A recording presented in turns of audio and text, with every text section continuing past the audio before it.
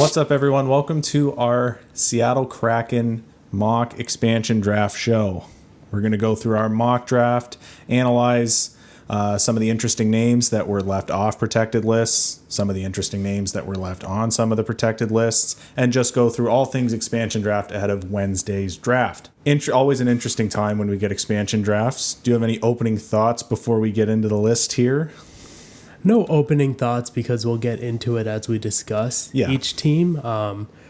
One thing I will say is Ron Francis is a little frustrated with the many trades that are happening and all the changes that have happened so rapidly right in front of the draft. So it kind of changes their strategy. A lot of things they weren't anticipating. Mm-hmm. So trying to project the kinds of trades that are going to happen, the kinds of picks that are going to happen, it's impossible at this point because this isn't at all how we expected things to play out. And we'll discuss what happened as we go deeper into this. But first off, we have Anaheim. So obviously some interesting names to pick from. Mm-hmm. Veterans like Getzlaf, Henrique, Shattenkirk. Interesting young guys like Danton Heinen and HAYDN FLEURY. Yep, and Sonny Milano. So we went with HAYDN FLEURY on this one. Yeah. And ideally, we'd have him in their top 6 on the blue line there. Yeah, for sure. Definitely a guy looking to bounce back from a down year last year. Mm-hmm. What are your thoughts on this FLEURY pick? Well, I like the pick, obviously. I think he has a lot of potential. He can be maybe what Shea Theodore was to Vegas. Also from Anaheim. He was definitely stunted in opportunity playing on that deep Carolina blue line, not really getting the opportunity. Right. The one thing that's interesting for me is not protecting Milano or Heinen, but protecting Nick Delorier. Yeah. Outside of that, I think they did a good job with who they selected. I don't think Seattle would have gone with Delorier. No. Heinen and Milano are also intriguing for me, and Getzlaf if you want that leadership. But right now, not obviously HAYDN FLEURY. I've heard a lot of rumblings, or at least of people who make their own mock drafts. A lot of them have HAYDN FLEURY, so no official notice, but we'll see. We'll see what happens. We have them taking FLEURY though. Yep. So from Arizona, we have Kristen Fischer. Yep. I think with this roster, that's the obvious pick. He's on a very friendly deal. You may want to go with a veteran D-man in Demers, Goligoski, or Hjalmarsson, but with them aging, I don't think they're the guys. Michael Bunting's interesting, and Pitt looks definitely interesting, but they obviously protected the guys they needed to. I'm surprised they wouldn't try and get out of the Phil Kessel contract, but outside of that, I think they did a good job with who they chose to keep around. I agree. I wouldn't be surprised if you hear the name Bunting or Pitlick, but we have Fischer in our mock. Yeah, I think that big body can be like what Tyler Tuck is. Yeah. Good top 6 forward. Now, in Boston, we have them taking Connor Clifton. Some more help on the blue line. Another good contract. Another great contract. And with the route we're trying to go is we're trying to get defensemen who can eat up minutes. Yeah. So we can spread our top 6, right? We don't really want a top 4 or top 2. We want pretty much even playing guys who can do different things and cover all sorts of grounds in our pairings.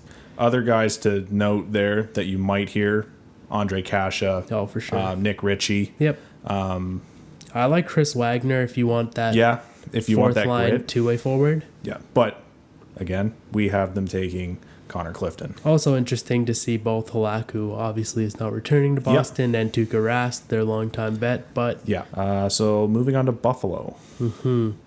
Buffalo was a tough pick because there aren't really options with the way we built, at least. Jurgensen and Eakin would have been nice, but we have a different bottom 6. Yep.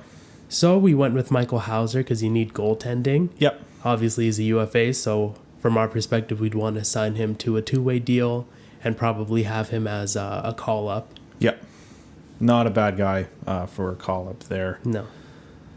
So not really much to note there. Calgary. This one's interesting.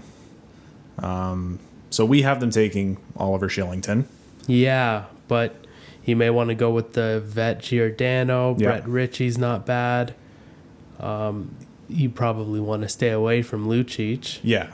And Tyler Parsons wouldn't be a bad option in the minors, but I think Shillington has a good upside, and I think he could use a change of scenery. He hasn't been given the opportunity in Calgary yet. Yep. So I'd like to see what he could do playing a bigger role. Mm-hmm. And when you come to a new team, it's an even playing field. So whether you take a star D-man, Shillington still has a shot at stealing that job. Yeah. Because an expansion team isn't going to be afraid of making trades. They're going to draft extra players with the intent of trading them away. And again, another team that did a good job protecting who they needed to. Now, moving on to Carolina. This one was tough too. This one was tough because they have a lot of interesting options. Morgan Geekie, Steven Lorentz. As more of the minor league options. Yeah, Brock McGinn's always intriguing to me. I like the way he plays. Yep. Cedric Paquette, Jake Bean, Niederreiter, Dougie Hamilton, and their two goalies. Like, it's a really deep list because even other the rest of it, Jordan Martinook, Jake Gardner, all well known kind of household names there. Yeah. We went with Jake Bean though, and I think that's a good pick because you're trying to avoid the UFAs. Yeah. It would be nice to get Hamilton, but I'm not sure if he's willing to commit to one team yet. It looks like he really wants to test the market. And it looks like $9 million is the number that's being thrown around a lot. So you don't want to tie that up long term yet. Not right away. Yeah, not off the bat because you don't know how this team's going to work. You kind of want to fit this thing together like a puzzle before you commit to anything. Because they compare him to Petrangelo's contract, and he wants what Petrangelo got. And obviously, Petrangelo went to the most recent expansion team to date, but it took them 3 years being in the league to make that move. And that Petrangelo contract is long. Yeah. On top of that, Petrangelo, in my opinion, is the more complete defender. So the comparison there for me doesn't quite work. Mm-hmm. Chicago's another team where it's pretty even. So this is where we went for need, and at this point we needed a goalie, so we went with Malcolm Subban. We're thinking about D'Elia, but I think Subban would be a better option, especially with that contract. You can throw him in the minors, and he can be that call-up for you. And he knows what expansion drafts are like. He knows the atmosphere of a new expansion team, being on that Vegas team. So, Subban was on a good term. Yeah. And again, another team protected all the guys they needed to. In Colorado, we went with, it was between JT Compher and Donskoy. We went with the younger option in JT Compher. Yep. Landeskog's obviously interesting to see on that list. Yeah. Brandon Saad. It seemed earlier that he was very much going to go back to Colorado, clear cut, but doesn't seem that way anymore. It's interesting. Brandon Saad, Eric Johnson could be a good option because he eats minutes as a defender, but we went with Compher. He'll fit in nicely in the top 9. Yeah, on the left side there for us. Yep. And moving down to Columbus, interesting. Yeah. To see Domi there. We like Gabe Carlson and Stenlund as well.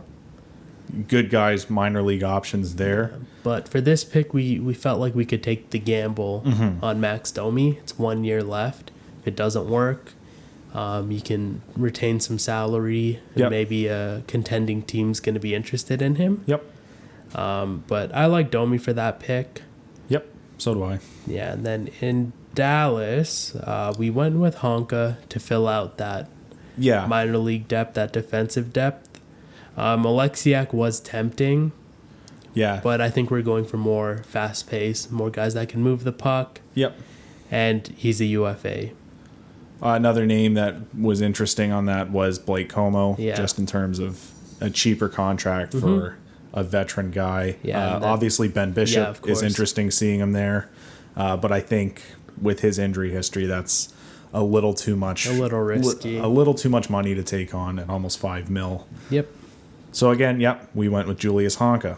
Detroit was another tough one. Our eyes went straight to Chalowski, but Stetcher's kind of sneaking in there as someone you may want to pick up. And Danny DeKaiser, for a guy who's been a staple on that blue line for so long, is another name. But we went with Chalowski for the age. We think he's got good potential to be a top-tier defender. Yep. And he'll have the support to do so with the way we're going to build our blue line. Yep.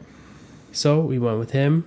In Edmonton. So obviously an interesting name left on the protected list in Zach Kassian. A lot of debate on whether he should have been on that list or left exposed. Yeah. Obviously protected, which means that names like Tyler Benson, Alex Chason, Jujar Kyra, Dominic Cahoon, Adam Larson, Chris Russell, and Tyson Berry. But obviously Larson and Berry are UFAs. Yeah. So it was tough. There were a lot of options. We narrowed it down to Benson, Cahoon, and Kyra. Yep. I think Cahoon's a little bit of a gamble, so we went with the safe pick in Benson because we didn't need Kyra's grit at this point. That's another guy we're looking for some forward depth out of. Forward depth, played well in the minors. Definitely fills out the depth on this team. So moving to Florida. Well, it was tough not to take Drieger because we originally wanted him as the starter, but somebody else came up. So we went with Noel Acciari because that guy can play all over your forward depth from the second to fourth line. Yep. So we have him actually in the bottom six role because we plan to roll all four lines, and I think that'll pay off well. That'll be a great spot to have him in.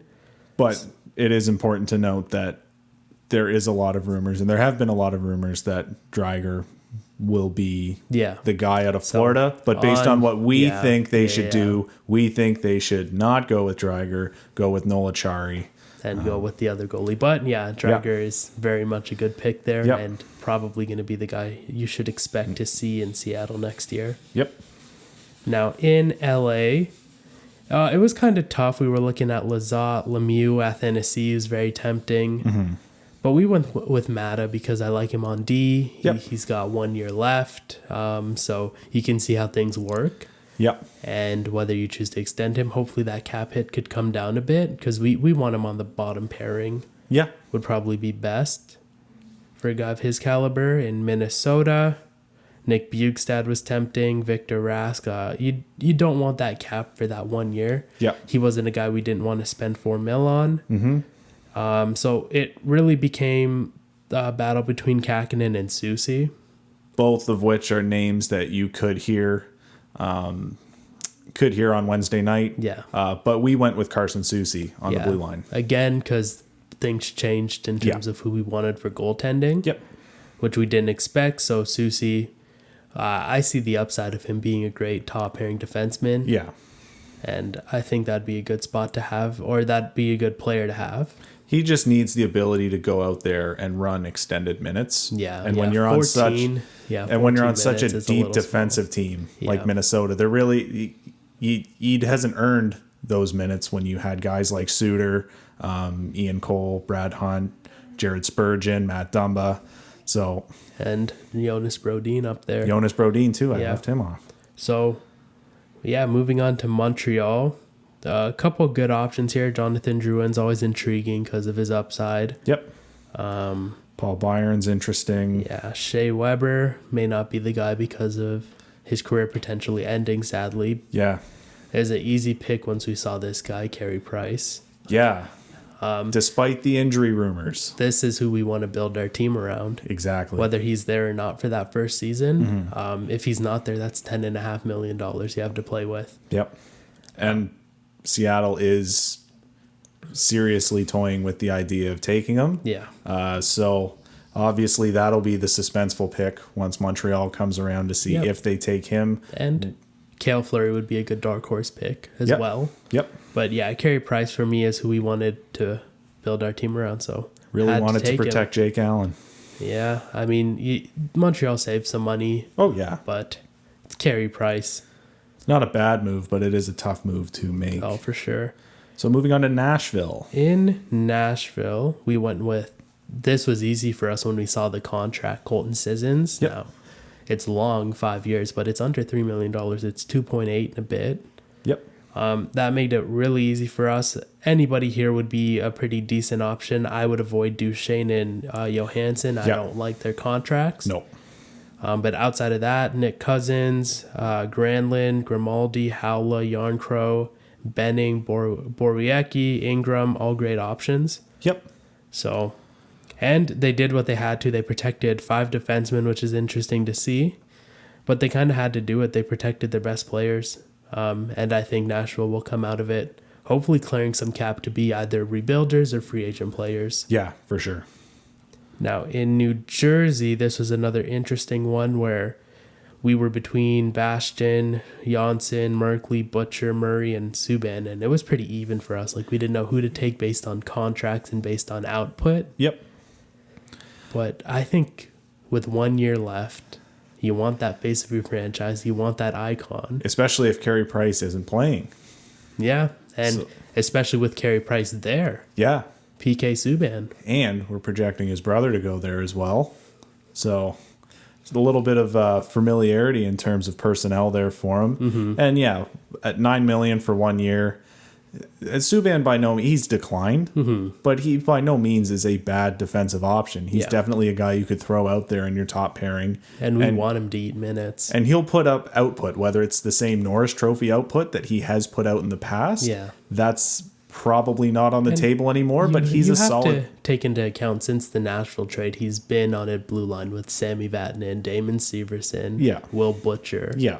So like 4 offensive defensemen on one team doesn't quite work. So with him now being one of our primary options, maybe he can at the very least increase his output offensively, if not get back to where he was in Nashville. When he's part of a more balanced decor. Yeah. So moving on to the New York Islanders, Lou Lamoriello protected Matt Martin. Not only did he protect Matt Martin, he protected Cal Clutterbuck. And left unprotected Josh Bailey and Jordan Eberle. And Kiefer Bellows. And Richard Panik, who I feel are all better options than the two. But Cal Clutterbuck I can kind of see, because he does have some offensive upside to him with the physicality that he provides. Some. But Matt Martin doesn't have any real offensive output. Yes. A great physical presence, definitely a guy teams want to have, but I don't think Seattle would have picked him. I think you could have left him exposed. You could have left him. They would have taken Bellows if you protect Bailey and Eberle. So for us, it was between Bellows, Eberle, and Bailey, but you see Bailey, who, especially outside of the Barry Trotz system, 85 points. That's the guy who I want on my top line, and that's a guy who we have in our top 6. Josh Bailey, can't go wrong with Eberle. Good options in the Island. And the reason we picked Bailey was, at the end of the day, once you have Eberle and Bailey on there, those are probably the guys who you're going to pick. Bailey's just that little bit cheaper for the same term. And they still put out similar offensive outputs. But if those two were protected, Kiefer Bellows could be a name you could hear as well. But I think when you have the opportunity to get Bailey or Eberle, you take that opportunity. 100%. Moving on to the Rangers, a lot of good depth options here. Tony DeAngelo, if he wasn't so controversial, would have been easily the guy you pick. He's tempting. And for his skill, we really wanted him, but we thought, like, even in our fantasy world, we don't want him on our roster. So we went with Ty Ronning, a guy we want for forward depth. Maybe he could do something. Maybe he can steal someone's job. But that's where we want him. He's an RFA, so we'd have to give him a contract. Colin Blackwell is a name that you might hear as well. But again, we went with Ty Ronning. And moving on to Ottawa. I believe, Vitaly Abramov was interesting for us. Matt Murray, seeing him there made me chuckle a bit. But I think it was a clear-cut pick. We had to go with Chris Tierney there. Because he's so versatile, and where you can have him on that center core. And it's just 1 year at 3.5. Maybe you can get a little more of a team-friendly deal after that. But that's not bad value for him. Other interesting names, Dadonov and Anisimov, are just well-known names. Anisimov, obviously, UFA, so that probably steers them away from that. The Dadonov contract, I don't It wasn't looking good this year. No. Was not vibing it, so we went with Chris Tierney. Philadelphia was tough. You see long-time Flyer Jacob Voracek there. JVR there. We were very tempted to pick Justin Braun, although he's on the older side. Shane Goss there was very tempting. But for cap reasons, and we wanted more sure players. Guys that we know would fit, opposed to having to build around, and Shane Gostisbehere, his game isn't as versatile. Yeah. JVR also would have been a good option, but at $7 million we didn't want him, so we went with Robert HAGG. Yeah. 1 year at 1.6, just felt very safe.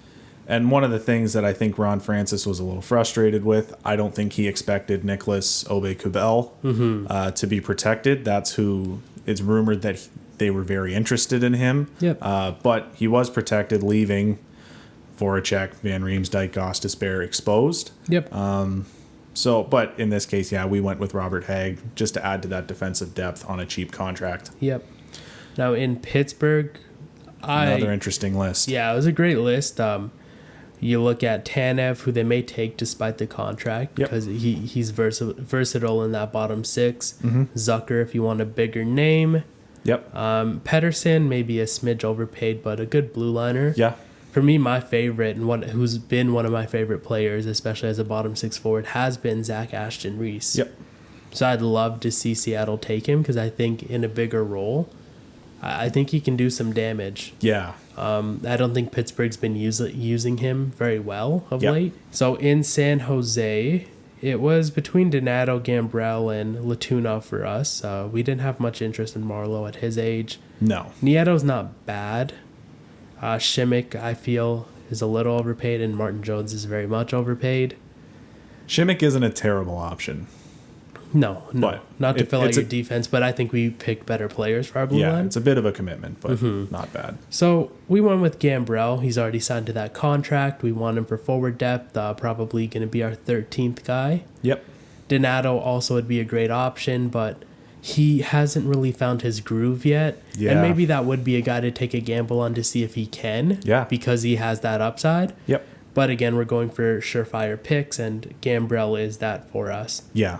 St. Louis, interesting options top to bottom. You have Sammy Blais, you have Mike Hoffman, Jaden Schwartz, Vladimir Tarasenko, even Zach Sanford, Vince Dunn, Scandella, and Billy Huso. So it was a very tough pick. Schwartz, if they could work out a contract, especially long term, would be nice. Yeah. I like Mike Hoffman. I'm not sure how he works, and Sammy Blais is a good young option. Yep. But we went with Tarasenko because there's a lot of buzz around his name. Yeah.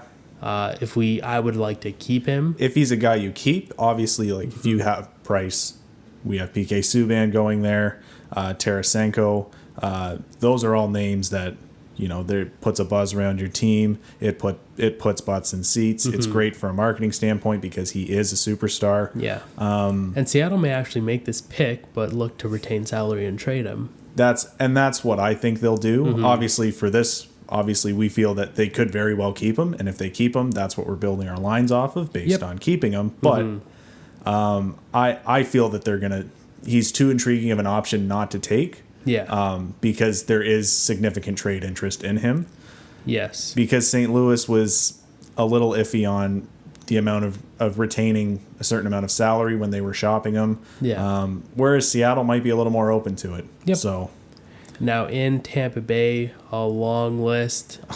That we talked about some of it in our. You could make a playoff team out of this list. Yeah, you really could. It's wild. Yeah, it's a good list. And we were very tempted to go with Cal Foote or Taylor Radish just to stick it to Tampa because they have to don't do them any favors. Why would you do them any favors? But we wanted to do ourselves a favor, so we picked a top six forward. That narrowed it down to Yanni Gourde, Alex Killorn, and Andre Palat. Yep. We feel Gourde's a little overpaid, so it narrowed it down to Palat and Killorn. And it's a longer term to take him on, too. Yeah. So we went with Killorn because I feel like he has a versatile game. Yep. Palat would have been a great option, too, but at 1 year, you want some guys that'll stick around for sure. Yeah. We're not sure what Palat would do because maybe he'd just go back to Tampa Bay and reignite his line with Point and Cooch. So I feel like Killorn's the safer pick because there have been rumblings of Tampa wanting to get rid of him. Mm-hmm. So, and he just adds another leadership presence there. Yeah, for sure. Toronto's another team where maybe not as good as Tampa, but another long list. Yeah. Your eyes go to Pierre Engvall, Alex Kerfoot, Jared McCann, and Travis Dermott. Yep. The only reason we didn't take Dermott is because we don't need that defense. No. Pierre Engvall isn't as strong as Kerfoot or McCann. Now, I personally don't like the Kerfoot contract. I don't know about you, but we both it's agreed. only 2 years, but it's a little steep for him. Yeah, so we both agreed, like, maybe McCann could be a little cheaper, but it's 1 year. And it's versatility, whether you put him on the wing or whether you put him center. Yeah. McCann can do both. We're going to look to try to have him in our top 6. Yeah.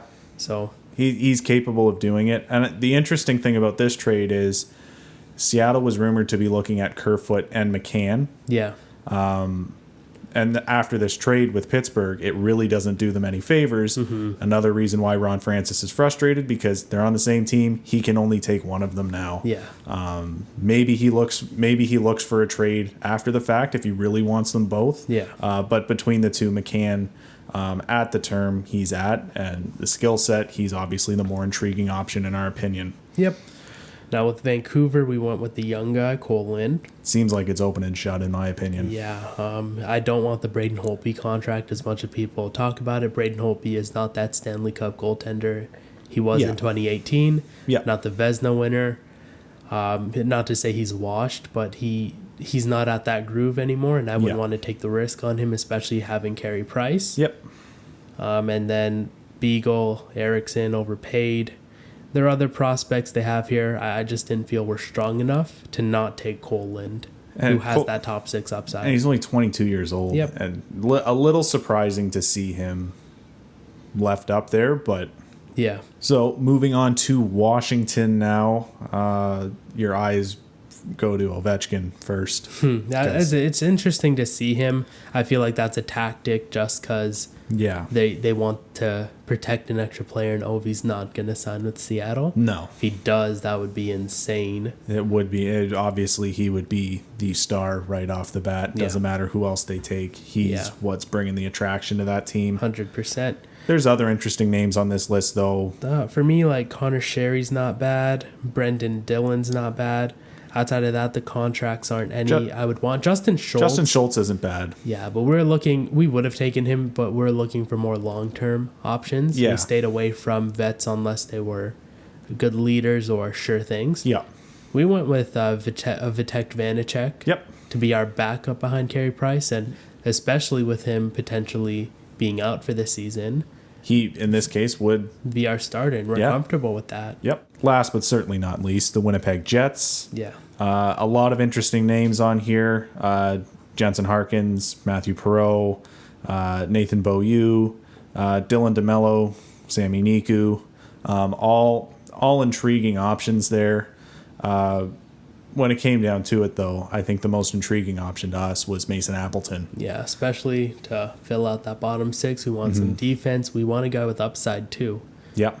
I think he's fantastic. I'm surprised they didn't keep him because of how good that Appleton, Kopp, and Lowry line was. Yeah. But they just couldn't make the space, and I understand they're probably going to be a team that has to make a trade to protect some guys. Yeah, they protected who they had to. The only guy I think they could have potentially not was Blake Wheeler because of that contract. Seattle shouldn't take that on. Yep.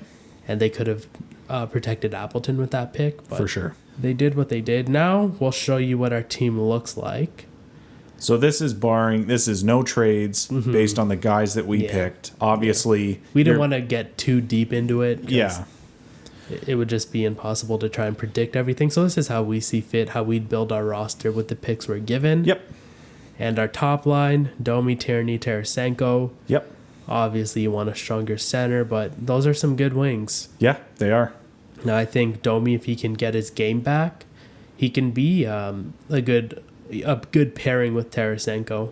Yep, for sure.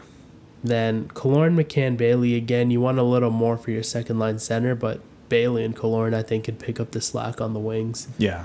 Fantastic players. Bailey especially being on our second line, we really like that. Yeah, for sure. And then our bottom 6 is where we get really excited, seeing Comfer, Sissons, and Fischer.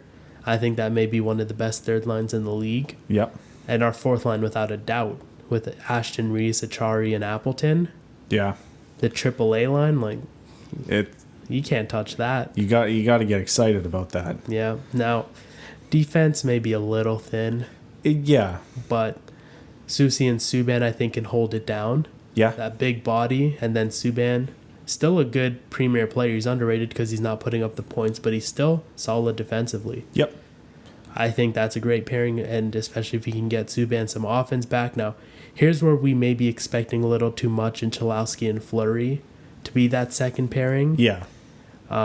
We would like to have someone more offensive to back up SUBBAN, especially on the power play. Yeah. So if Clifton and Mata can step up too, that would be great. But Yep. I think overall, if you spread the responsibility, it can be a serviceable top six. For sure. Now, with goaltending, we have Price VANECek. That's our 1-2. I would actually lean more towards a platoon where they split games and just ride Price throughout the playoffs. That's barring them both being healthy. Yep. That's not the case. I think Subban's a good backup. Yes, and especially considering if Price is to be injured this year. VANECek, you feel he does have starting experience from Washington. You feel a little more comfortable. Good in Washington. And he was good. I would go with Halak and probably spend some money on defense. With that $10.5 million.